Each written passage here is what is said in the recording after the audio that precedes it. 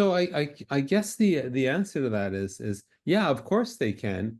How is it that my buddy over there is this and the answer to that, it's happened to me before, is you know what? The basis of how we come up with the pricing is the same, but it's not really actually the same job.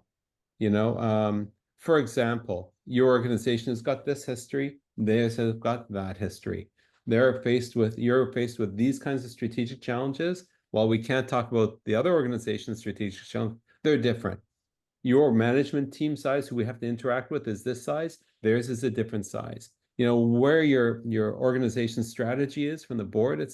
So even though things might sound the same, we're going to help you with a fill in the blank strategy. We're going to do management training. We're going to do such and such.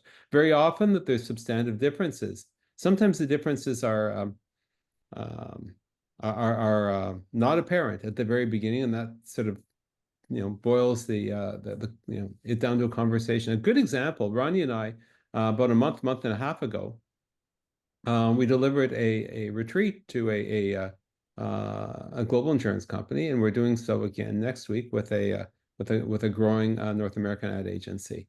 Okay, both of them are retreats. Okay, but the types of preparation and the work that's required in each of them was different. What they're looking to get out of it was different. The organizations were different. The people were different. The size was different.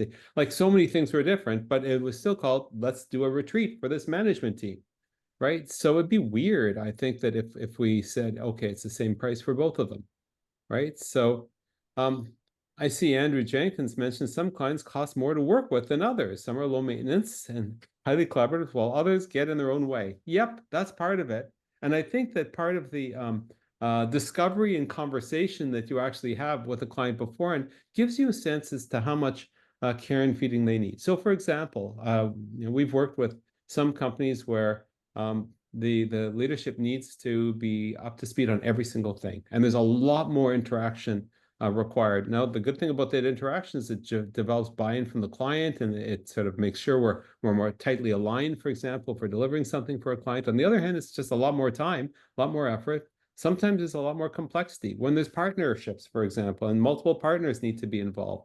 Well, thank you. Oftentimes there isn't a managing partner. It's just a small group of equal partners. Sometimes when there's a managing partner and there's a bunch of other partners, and then there's people underneath and a staff. The complexity of the client, notwithstanding some are easier and some are not easy to work with, the complexity of the client means that more effort